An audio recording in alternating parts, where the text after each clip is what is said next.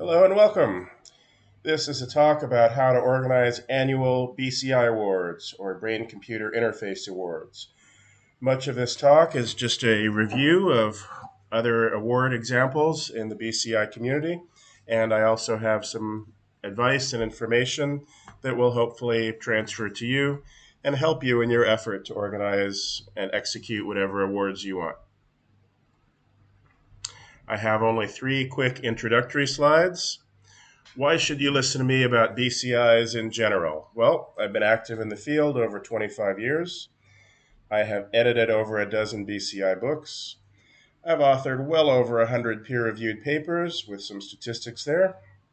I'm a founding member of the BCI Society and a founding editor of the BCI Journal.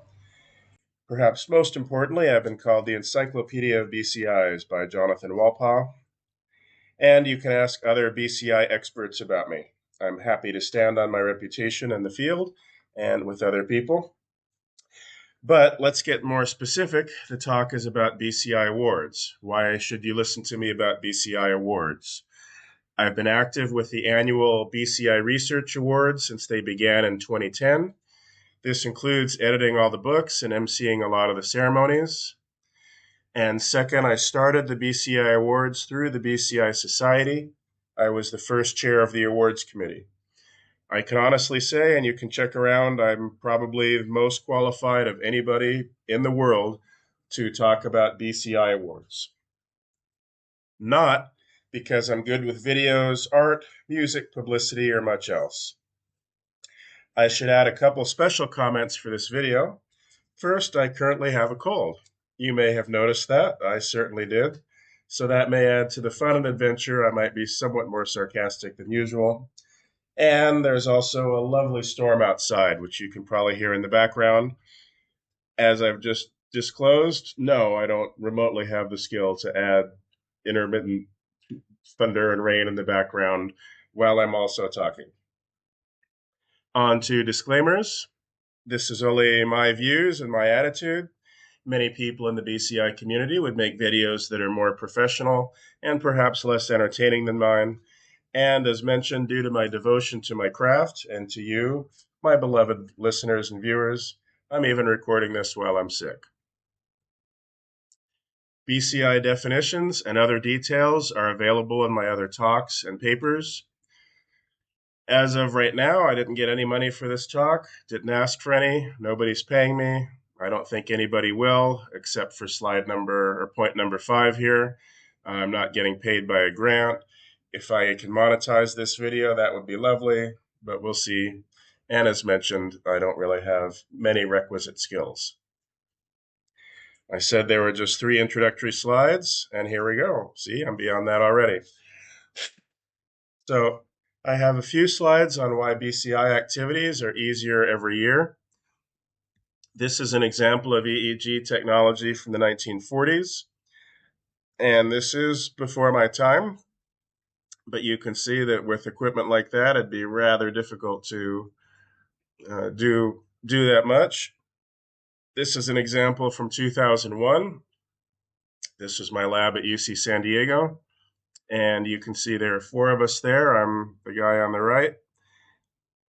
And this also highlights some of the technology that was prominent only about 20 years ago. You have passive gel-based electrodes. So this means you had to insert gel underneath each electrode and scrape the skin a little bit, and it was much more time consuming to get it to work. There were cables that ran from the caps to the amplifiers, so that also made EEG systems somewhat less convenient and less portable. We had all kinds of entertaining problems. If somebody stands up to use the bathroom or whatever, they can pull on the cables, they can cause other problems. This also features Andy Weir. If you don't recognize him, well, that's your problem. I have a couple images of him on the bottom right. In fact, I'll get to those now. So he's the guy who wrote The Martian and Project Hail Mary. As of recording, they've just finished principal shooting of the movie. Andy Weir's been my buddy since 1990 when we met at UCSD. So, yeah, I've seen more of it than you have. As of 2022, though, look what we have that's different. So, at the time, I was a visiting professor at the University of Timișoara in Romania, University of West Timișoara. And this was just a great university in place. I was really happy to be a guest there. I may be back sometime, who knows? As mentioned, right now I'm doing the guest professor thing down in Argentina on a Fulbright scholarship. So I should give them a quick shout out. And in fact, I just did. So the technology here is active dry electrodes and wireless caps. So these are two big changes from what you saw in the last slide from 21 years before this. And as a result, this is much more portable. This makes it a lot easier for you to work with BCIs and EEG systems. And then you have some time left over for BCI awards. Yes, I'm the guy in the top. I should also comment, this is my only my second online such video. I ran the first one by a friend of mine, and it was commented that I didn't record myself talking. This is because there are enough recordings of me online, and I thought I'd try to emphasize more of the slides and the content. But yes, there are pictures of me within here, and one of them is that picture at the top. And yes, I have copyrighted the phrase on that t-shirt, "We'll argue science for money." It's a great conversation starter, way to meet interesting people. And we are just after the 2024 presidential election in the United States. And if you wish to interpret that as some kind of political statement, you go right ahead. I did mention that me being sick, I'll be somewhat more sarcastic than usual. I did warn you. And anyway, on to the annual awards. So there are a lot of examples of local science awards.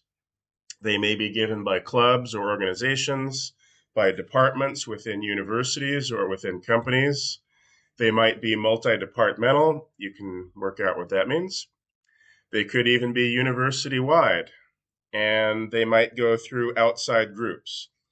So to give one example, UC San Diego has had some awards for the best undergraduate project. And I was a judge for one of those. And the project that won was from an undergraduate named Kai Joshua Miller. And if you look him up today, he's a very prominent neurosurgeon and has a lot of BCI papers. I have a paper with him recently, Schalk et al. 2024, in Nature Reviews Bioengineering. And Kai Miller is not only a neurosurgeon, he also has a PhD in physics and a PhD in neuroscience. So he is the most formally educated man I know, smartest guy I know, and we're still friends today. The point of all that digression is that these local awards can matter. I'm not saying that's the reason for his success or mine, but these kinds of awards can help to recognize and encourage high quality scientific research, whether it be for BCI or other things. But this talk is about BCIs, so I'll stick with them. Another example, you see that the Society for Neuroscience, or SFN, also has some annual awards. This is just an image from their website. I'm not affiliated with the awards process, but I'm just pointing out that they exist. And if you want, you can go and check them out. And notice how they have different categories. For example, they might be awarded to standout achievements in neuropharmacology, as shown here, or other specific components of neuroscience. I, of course, have to give a shout out to the BCI Society, which I mentioned earlier, and I'm hereby plugging again. BCI Society is wonderful, but I'm also mentioning them here in the context of awards. So I started the awards with the BCI Society, and initially we just had early career awards, and since then the BCI Society has branched off into other directions. There are different types of awards. And you can check this out on the BCI Society website. I'm no longer with the awards committee. At the moment, I'm on the communications committee, and I do a lot of other things for the BCI Society. but I've handed over the award process to other people. And that's actually a good thing with the BCI Society. For example, we also decided to have a 2 term limit for board officers so that people wouldn't keep doing the same thing over and over again. It's been called inbreeding. So I was a founding board member and I was reelected, and now I can no longer be a board member. And that's good. You don't want the BCI Society to be the Brendan's Cool Ideas Society or any one person. I've been much more involved over the years with the annual BCI Research Awards, and here's a website for them. In fact, the reason that I started the awards with the BCI Society that were specific to individuals as opposed to research projects is to have some difference, to have some separation from the BCI Research Awards. So we didn't want the BCI Society to be overlapping or competing with a much more long-standing awards process called the BCI Research Awards. So these are annual awards for the best BCI project. They're not given to individuals like the BCI Society Awards, nor are they given to groups or other things. In fact, these are opportunities for new awards, which I hope to encourage. The BCI Research Awards started in 2010. They're open to any BCI project worldwide, so you don't have to have products from a specific company. It doesn't matter if it's invasive or non-invasive. It doesn't matter what country you're from or so on.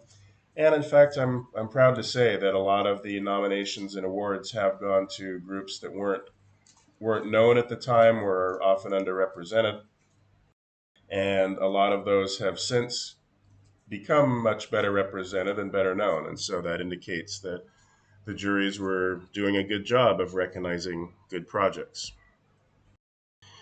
We have 12 nominees and 3 winners each year, and it wasn't always this way. We used to just have 10 nominees and 1 winner, but we changed it several years ago. And the process has never changed. It's been the same every year, just like the criteria.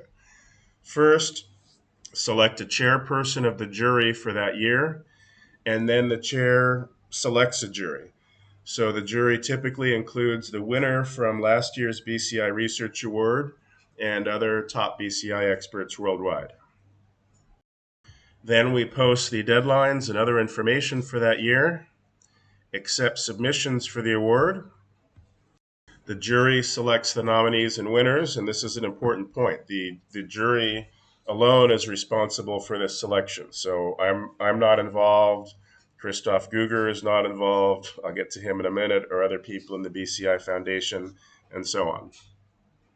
We announce the nominees online, have an awards ceremony and announce the winners, and develop the book for that year. What do the nominees get? Well, they get prestige. A lot of people who have been nominated are proud of it. They put it on their CVs or resumes and websites and so on. You get a certificate. You get an invitation to write a chapter for that year's book. You may get interviewed for the book, and we've also been posting a lot of the interviews online. You can find those through just look around on YouTube for them. You get beer and a hug from Brendan, maybe. So this is a picture of me. This is not my Halloween costume. This is what I look like all the time. On Halloween, I try to look normal. As far as the question mark, few people have actually called me on either of these. And given the number of nominees we have, I can no longer guarantee that every one of you will get a retroactive beer. But you can try me, and we'll see. If you're a winner, you get even more prestige. I mean, it's cool to be nominated, but of course, it's better to be a winner. You get a prize, a cash prize. First place is $3,000. Second place is $2,000, and third place is $1,000. You get the esteemed Chameleon Trophy for first place. Ooh, it's the Chameleon Trophy. So this, along with most of the prize money, is donated by a company called Guger Technologies. And I'm not sure why they chose a chameleon. It doesn't seem to have a strong association with brain computer interfaces. I'm pretty sure no chameleons have published papers in the field or contributed to the research or even used a BCI. But there it is. You get a Furtscheller bread knife. That's right. It's a bread knife, and the serrations in the bread knife are based on the activity recorded from legendary and BCI expert Gert Furtscheller. He was my boss when I worked in Austria. I've spoken with culinary experts, and they've said no, the serrations in a bread knife or any knife are there to improve cutting and not because they happen to match some guy's brain activity. However, as I mentioned earlier, I'm not an expert in other things, and this includes knife production or cooking. Finally, and most importantly, you get beer and a hug from Christoph Guger. That is a picture of Christoph Guger looking at a keg of beer. The first time in Christoph Guger's life that he ever had a beer, I was with him. And since then, we've had many more, and I look forward to our next one. Notice that I've put a keg there. Also, I've been using this for at least 15 years, and to my knowledge, nobody has called me on it. Just walk up to Christoph Guger and give him a hug. He's a very formal man. He's Austrian, native German speaker, so he's just the kind of guy to go and surprise with a hug. With the BCI Research Awards, we've had a variety of ceremonies. Unfortunately, those stopped during COVID and have not resumed, not in the same sense as before. And that's really too bad. They were a lot of fun, and they also were provided free food and drink at the expense of Christoph Guger. That was also a fun part. This is an example of the ceremony at the 5th International BCI Conference in Graz, Austria. You see before you a variety of interesting people, and unfortunately, I'm there too. The guy with the bow tie is Gert Furtscheller, who we mentioned before. I could go on naming the people here, but that's not part of the talk. This is another ceremony from the 2017 BCI Award at another conference in Graz, Austria. Yes, Graz is pretty much the hometown of Arnold Schwarzenegger. He grew up in a region called Thal, which is very, very close to Graz. If you're in Graz, you can go to the Schwarzenegger Museum, which has some of the original weights that he used and other things. It's surprisingly close to what you would expect from a Schwarzenegger museum, and I'll just move on. And I'll move on. Told you I was sick. This is the ceremony at the BCI meeting in Asilomar, California. You might say, wait, in his last slide, that was the 7th meeting. No, that was the 7th International BCI Conference. See, so we made a deal a long time ago that the conferences and meetings would be separate to avoid confusion. And so therefore, if you are confused, well, that's what we're trying to avoid. But yes, there are BCI meetings and conferences that are separate. You can see that we have some relatively formal slides at the top, and on the bottom we decided to act immature and silly. Oh yeah, I mentioned Kai Miller. He's there. He's the guy right next to Christoph Guger. I'm putting antenna over his head. Yeah, on to other pictures from ceremonies. This is from the 8th International BCI Conference in Graz. The presenter there is Michael Tengerman. And here are some happy award recipients and others. The organizers of the BCI Award are the BCI Award Foundation, and the two presidents of that board are Christoph Guger and Dean Kruzienski up at the top. You can see that there are other people on the board, obviously. And this is what a typical website announcement with details looks like. The 2024 awards are no longer open for submission, as you can see here, and it's currently November 17th, 2024. So therefore, it's obviously past these times. But the steps and other details are pretty similar every year. So if you're thinking about a 2025 award, please check these out, and it'll be similar for next year. Someday, I'd love to see an award for BCI science fiction. And there is no such award. There are a lot of broader awards for science fiction, Hugo, Nebula, Saturn, Galaxy, all these kinds of things, but nothing for BCI science fiction. And hey, if you want to organize one and you want me for some role other than, hey, why don't you do everything? Maybe we can talk. Also, there are some talks about BCI science fiction on the BCI Society website. You can find them here at the recordings of BCI Thursdays.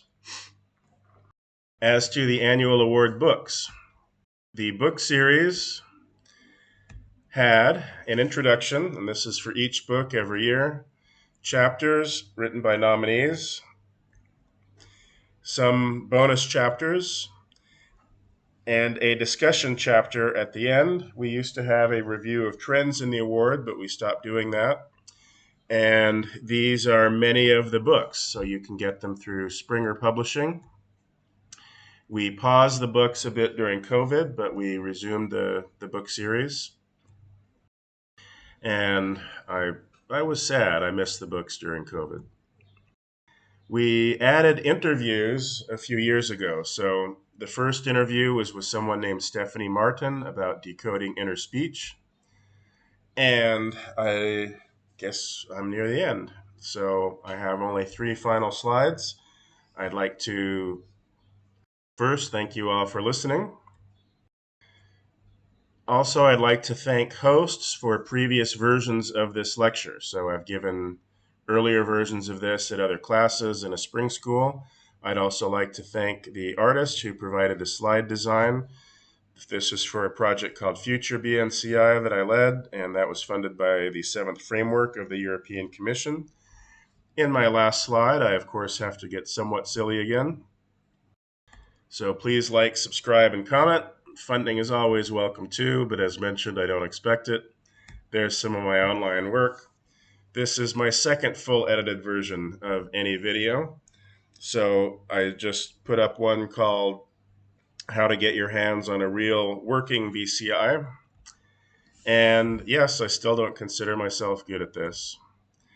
And here's my email address again for any future contact. Well, that's it.